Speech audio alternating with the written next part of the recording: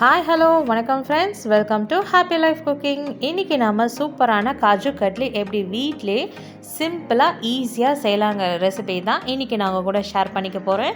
இந்த ரெசிபியை பார்க்குறதுக்கு முன்னாடி என்னோடய சேனலை இன்னும் சப்ஸ்கிரைப் பண்ணாமல் இருந்தீங்கன்னா சப்ஸ்கிரைப் பண்ணி அந்த பெல் ஐக்கானை கிளிக் பண்ணி ஆல்னு செலக்ட் பண்ணிக்கோங்க. வாங்க இப்போ நம்ம வீடியோக்குள்ளே போகலாம். காஜு கட்லி செய்கிறதுக்கு தேவையான பொருட்கள் என்னென்னு பார்த்துடலாம்.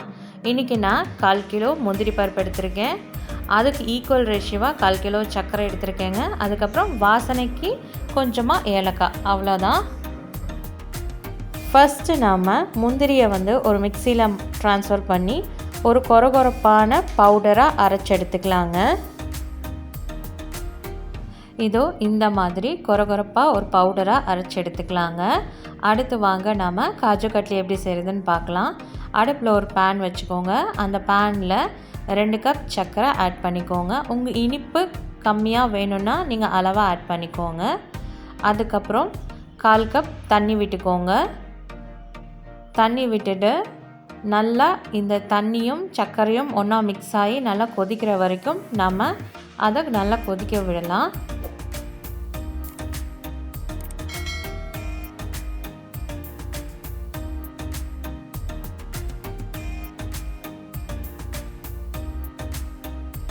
இதோ இந்த மாதிரி நல்லா கொதித்து வரும்போது நாம் இதில் ஒரு 2 டேபிள் ஸ்பூன் பால் இதில் ஆட் பண்ணிக்கலாம். இந்த பால் எதுக்கு நம்ம ஆட் பண்ணுறோன்னா, அந்த சுகரில் இருக்கிற டஸ்ட்டெல்லாம் இந்த பால் ரிமூவ் பண்ணும். அதுக்கு தான் நாம் இந்த பால் ஆட் பண்ணி ஒரு ஸ்ட்ரெயினர் வச்சு இந்த சுகரில் இருக்கிற டஸ்ட்டெல்லாம் நம்ம ரிமூவ் பண்ணி எடுத்துடலாம்.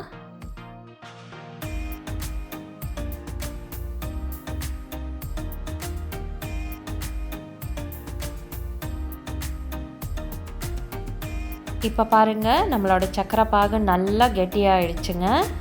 இப்போது இது ஒரு சிறு கம்பி பதம் இருக்கான்னு நம்ம செக் பண்ணலாம். அப்படி ஒரு சிறு கம்பி பதம் வந்துடுச்சுன்னா நம்மளோட சர்க்கரை பாகு ரெடி. இப்போ நாம் இதில் நம்ம அரைச்சி வச்சுருக்கிற அந்த முந்திரி பவுடரை இதில் ஆட் பண்ணி நல்லா மிக்ஸ் பண்ணி விட்டுக்கலாங்க. ஸ்டவ்வை ஆஃப் பண்ணிவிட்டு மிக்ஸ் பண்ணி விடுங்க. நல்லா மிக்ஸ் பண்ணுங்கள். பார்க்க இப்போ தண்ணி மாதிரி தான் இருக்கும், ஆனால் அது கெட்டி ஆகிடும். அதனால் நீங்கள் நல்லா மிக்ஸ் பண்ணிக்கிட்டே இருங்க.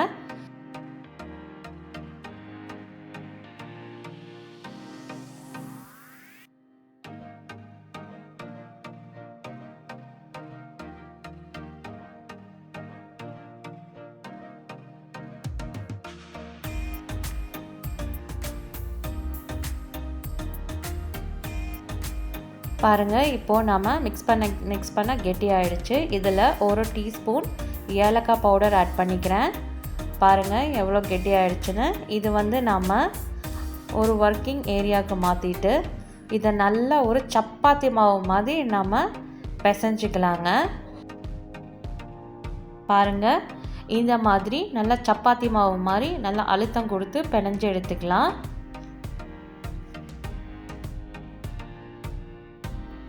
அவ்வளோதான். இப்போ நம்மளோட காஜு கட்லியோட மாவு நல்லா தயாராகிடுச்சு. இப்போ இதை நம்ம நல்ல ஒரு ரோலிங் பேடில் வச்சு நல்லா விரித்து விட்டுக்கலாம். இதையை அதுக்கு நான் கொஞ்சமாக எண்ணெய் தடவிக்கிறேன். எண்ணெய் இல்லைன்னா நெய் தடவிட்டு உங்களுக்கு எந்த சைஸ்க்கு காஜு கட்லி வேணுமோ அந்த சைஸ்க்கு மாவை நல்லா விரித்து விட்டுக்கோங்க.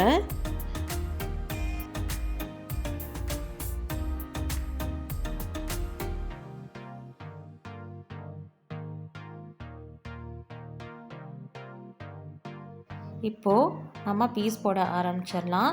ஃபஸ்ட்டு அந்த கார்னர்ஸ் எல்லாம் நம்ம கட் பண்ணிக்கலாம். ஏன்னா அப்போ தான் நம்மளுக்கு ஷேப் கரெக்டாக வரும்.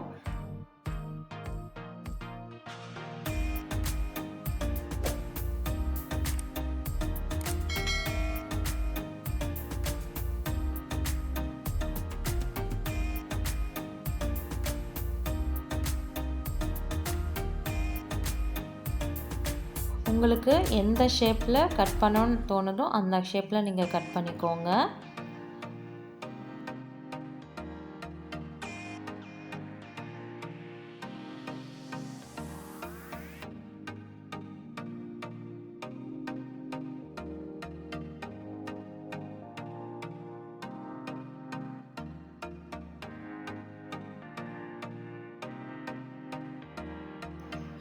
இதோ பாருங்கள் எவ்வளோ அழகாக இருக்குன்னு.